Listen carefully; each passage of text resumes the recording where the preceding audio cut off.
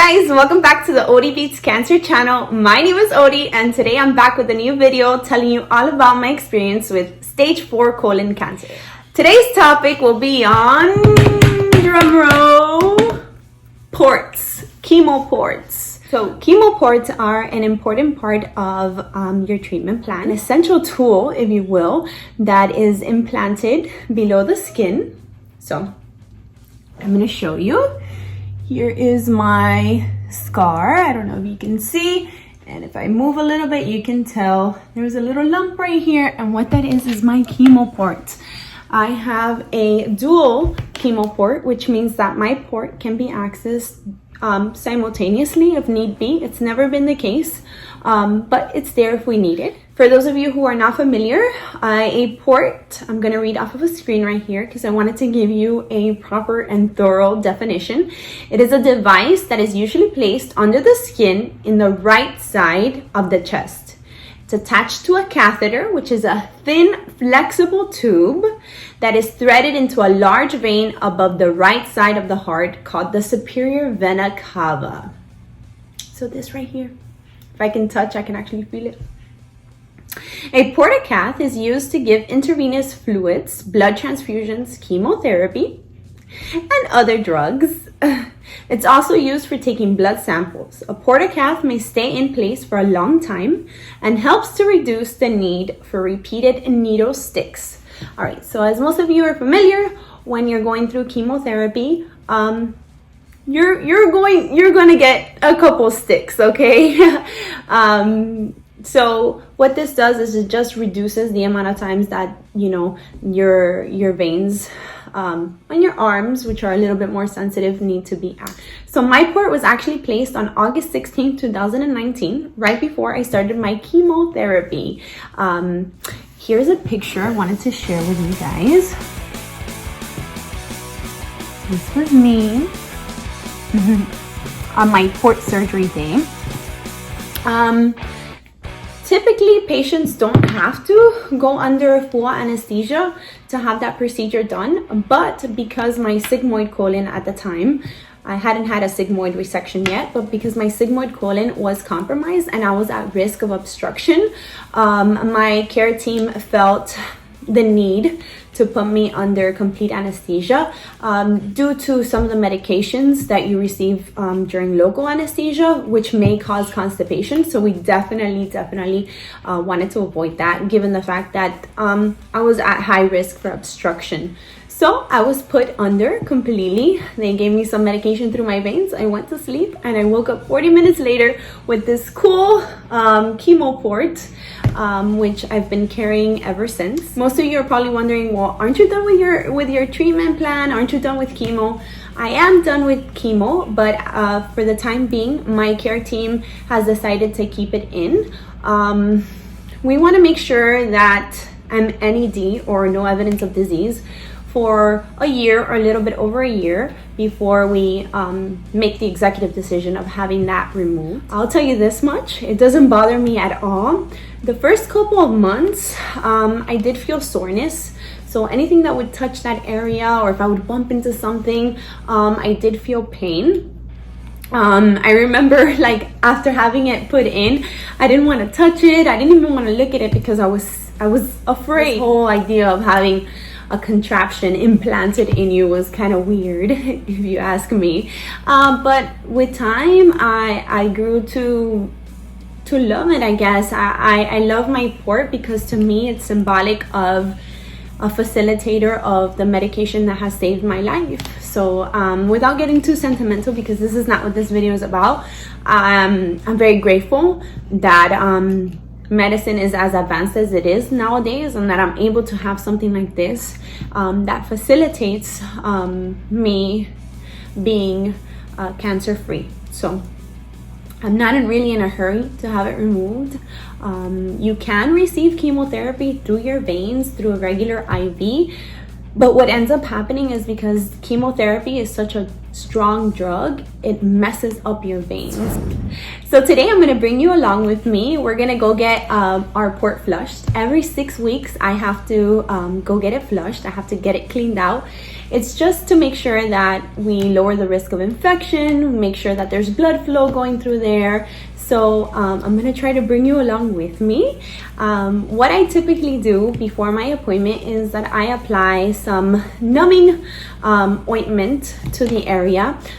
Just because the needle that they use to access the port is kind of big. It's about this size. I'll show you. And it hurts. I mean, most of the time I forget to put on this ointment, but for the purposes of this video and for those of you who might be new to this experience, I wanted to show you, no, you don't necessarily have to feel any pain. You can use this. My oncologist actually prescribes lidocaine, and this is what I use. And I also use a band-aid. So this is what I do. My hands are clean. I just washed my hands before starting this video. I grab the band-aid.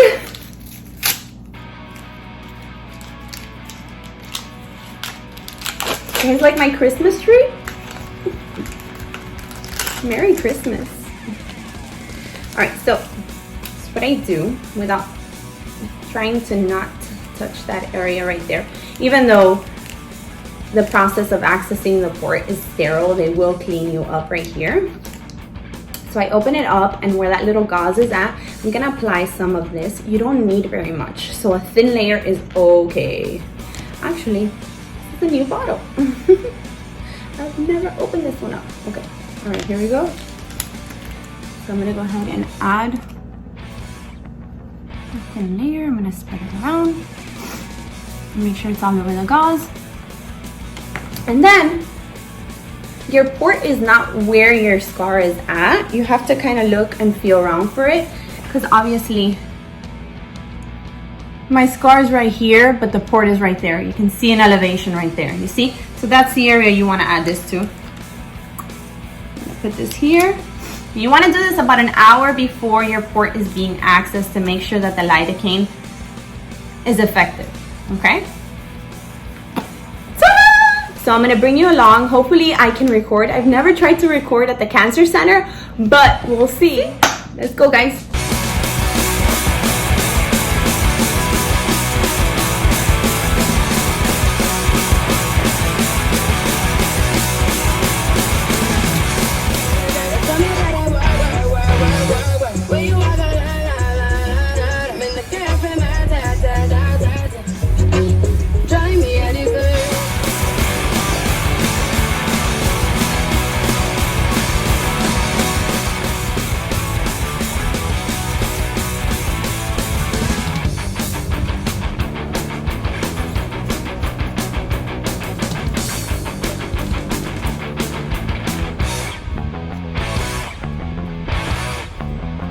We're here.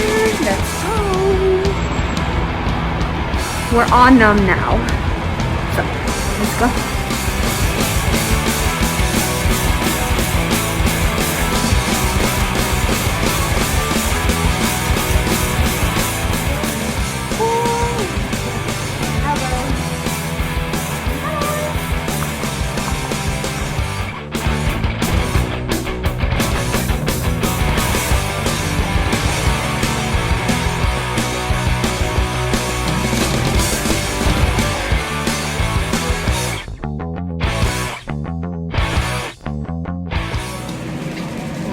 So here we are.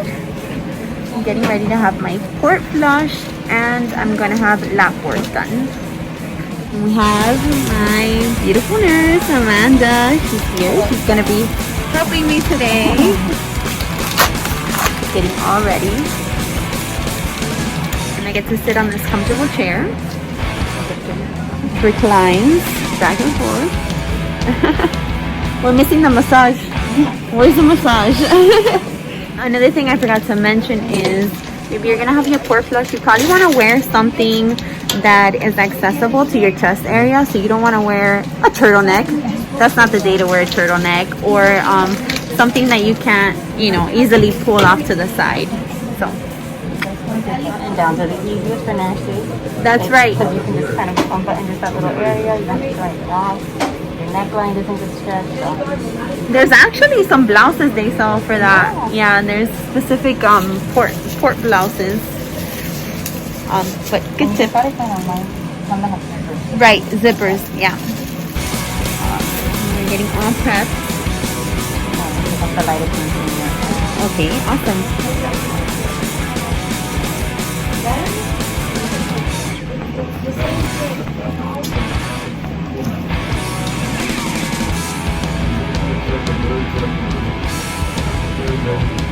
Chair opens. It's a sterile process, obviously. Why is it important for this to be a sterile process? So since this is a central line, this pretty much goes, you put the needle in, there's a little, they cross it, so it's a little port, the port directly into the superior vena cava. So it goes into one of the veins and it goes directly to the heart. So you need to make sure that we are sterile, no bacteria, clean it really well. Right. Sticklers on that one. Right. This is just a drape because then after this we'll actually not to touch it. That area. It's like a type of alcohol called trihexidine. So you just rub it.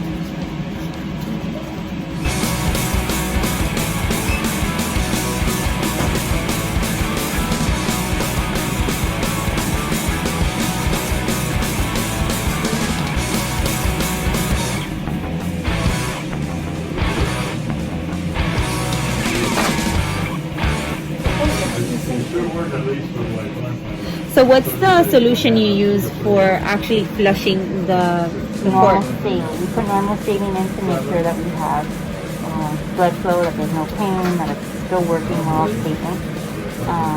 It's normal to taste or smell.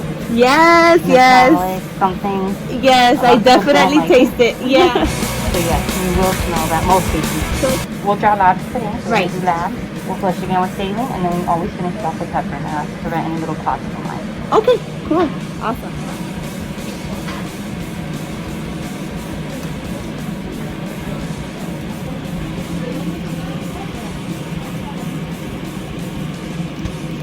Here's the needle, and Amanda was telling me it's a 20 gauge needle.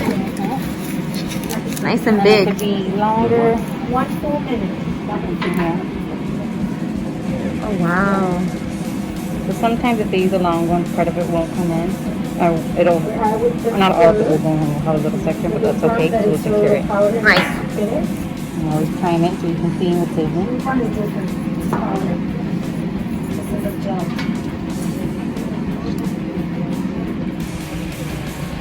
Alright, here we go.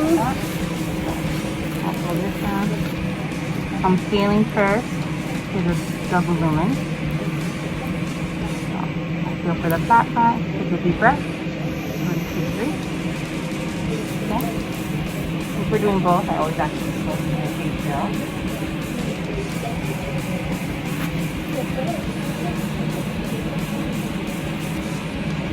Take a deep breath. 1, 2, 3. I didn't even feel that one at all. I guess I had the lidocaine more on that side. So I'll flush it. Here's the blood return. There it is. And you're doing both simultaneously? Oh no, Yeah. they're Well, okay, yeah. obviously. I can't that one. So I'll blood return that one too. And then what I'll do is I can taste it. you taste it. Yeah. Go back to Chemo so you can take the blood directly from here. Okay, so now we're doing labs. Can you tell them what labs I'm getting today? So we're doing CBC. That checks your complete blood count, so your white blood cells, your hemoglobin, platelets, see how your immune system's doing. And then we're doing CMP, which is kidney function, liver function, glucose, calcium, just your basic, the metabolic panel. Right. And then we're doing CEA, which is the cancer marker. Very important. And then vitamin D level. Or the iron profile. Yeah. Checking her iron. So her iron, Checking iron and vitamin D. pretty much full workup. Full workup, that's right. I typically get blood work done every 6 to 8 weeks. Sometimes as a patient you have to advocate for yourself. So I tend to ask for blood work done every time I have a port flush. Since I'm gonna be here in CTU anyway, why not? You know, yeah, they're accessing my port, so I might as well just, you know, get the blood work. Right now, what I'm feeling is a little bit of warmth. I guess as she yeah, my blood is warm, right? Yeah, so that's what I'm feeling right now. No pain, hardly any pain at all. There you go. That's my blood. And I was telling them I'm so grateful for my port because, you know, it's been the facilitator to the medication that has saved my life, you know. So I'm not really in a hurry for them to remove it. I know a lot of my cancer peers are, you know, as soon as they're done and they get that NED, they're like, get it out, get it out. And I understand it's painful for some people because of positioning. Yeah, I don't even feel it. And it's, for me, it's more like an emotional comfort that if I need chemotherapy tomorrow, God forbid, hopefully, that's not the case ever again. But if I do need it, then I have, you know, I have this available and I can, you know, get the drugs I need, you know, ASAP. Not that you can get it intravenously, you can also get it, you know, on your forearms and stuff like that when it messes with your veins. Drawing, especially from the same vein constantly, it could cause like a little callus, which is painful. It's like a little hard area in that vein. Then we wouldn't be able to use it because sometimes the needle it's harder to get past it. Right. Also dehydration. When you're on chemo, you become very dehydrated. Am I right? Yeah. And so some chemos are actually what we call caustic to the veins. So it can cause damage to the tissue. Right. And irritation, redness, and it's like it's not cute. Yeah. This is the easiest thing, in and out easy. Yeah. We accessed her. We got blood return. I could put chemo in there now. I could do hydration, whatever the case may be. I could also draw labs from here, like this. Right. And we take it out and you go home. And if I need more than one medication at the same time, boom, you know, I can get it quickly and effectively. Now we're gonna de-access. Okay, de-access. I'll do one at a time. So All hold down, take a deep breath. 1, 2, 3. That was easy. Hold on. 1, 2, 3. Yay!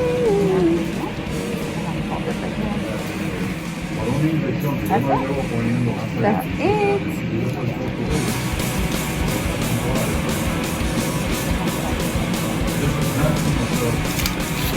Oh, I don't know what happened to my hair here, girl.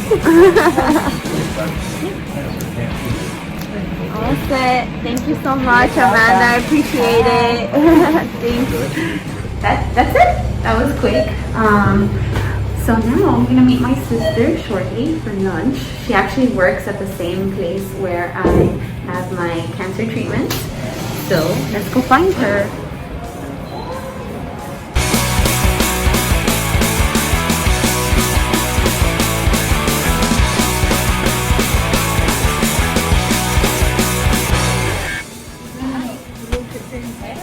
Cafecito time.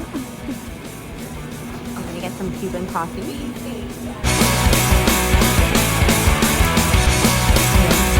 Lunch and some cafecito. Cheers. So it's a couple hours since I had my port flush and I almost forgot to close out this video, but I couldn't do that without first thanking you so much for coming along. It was so much fun.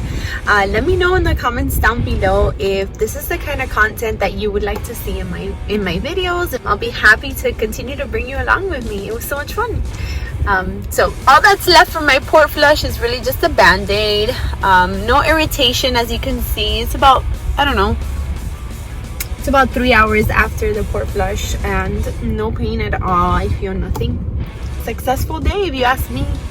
See you later, guys. Take care.